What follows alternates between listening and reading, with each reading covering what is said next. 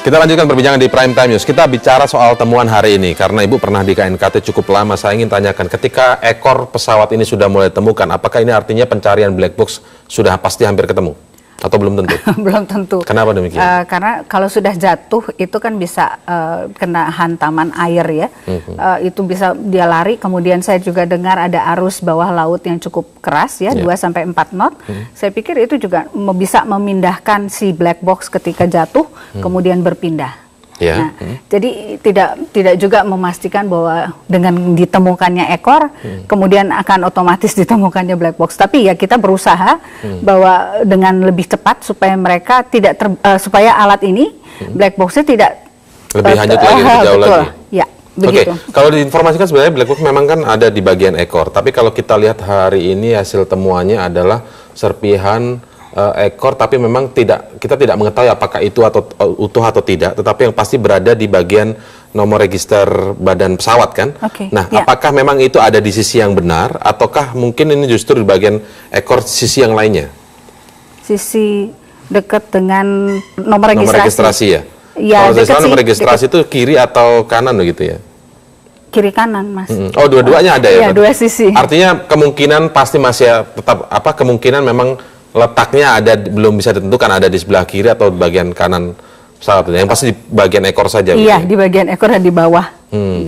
Oke, baik. Sekarang saya kembali ke Komisi 5. Kalau misalnya black box katakanlah tentu saja menjadi acuan utama oleh KNKT begitu ya untuk menyelidiki penyebab terjadinya kecelakaan AirAsia KZ8501 ini.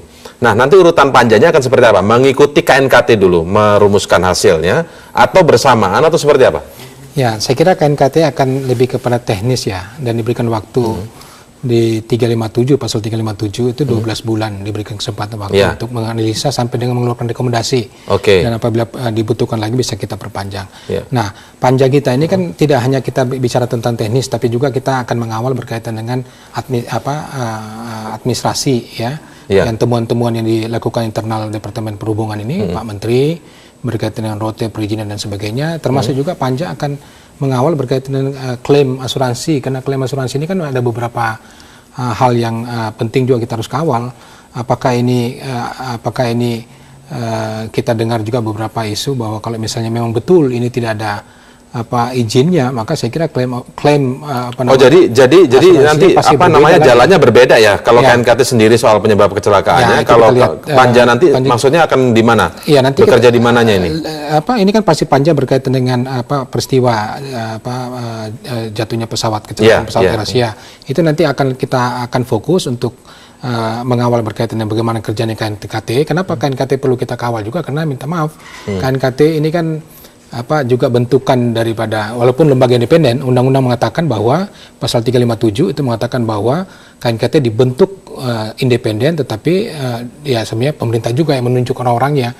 Nah, untuk itu maka saya kira kita akan mengawal betul. KNKT kan memang bertanggung jawab melaporkannya kepada Presiden setelah ada Perpres itu. Ya, untuk itulah maka karena pemerintah sendiri sebagai pembina, pemerintah sendiri sebagai regulator, ya mestinya yang melakukan investigasi ini kan yang lembaga independen. Ada kekhawatiran apa dari Komisi 5 untuk harus maksudnya mengawal KNKT ini tadi sampai Anda menyebutkan mohon maaf, minta maaf tadi. Ya, saya kira kita kan tahu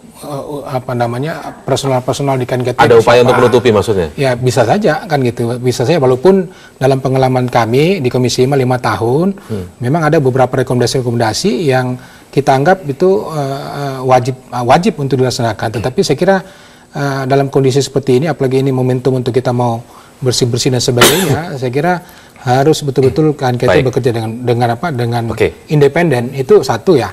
Yang kedua juga saya kira beberapa hal kita harus kawal berkaitan dengan klaim asuransi dari keluarga korban. Saya kira ada banyak sekali persoalan-persoalan itu juga, termasuk juga apa yang dilakukan oleh Pak Menteri, melakukan apa yang disebut dengan internal investigasi. Itu juga sesuatu yang saya kira tidak hanya sepotong-sepotong, tidak hanya berkaitan dengan rute, karena rute itu adalah salah satu bagian yang Komisi 5 melihat ini sepotong-sepotong begitu ya? Saya lihat sepotong-sepotong. Baik, nanti kita akan lanjutkan lagi, kita lihat bagaimana panja akan bergulir. Terima kasih atas waktunya di Prime Time News malam hari ini, Pak Fahri, kemudian Adi Burut, terima kasih, selamat malam. Saat lagi Prime Time News akan hadir dengan informasi hampir 100 hari pemerintahan Jokowi, program apa saja yang sudah dilakukan, lalu apa target yang akan dicapai selanjutnya. Kami akan hadirkan Wawancara eksklusif saat lagi.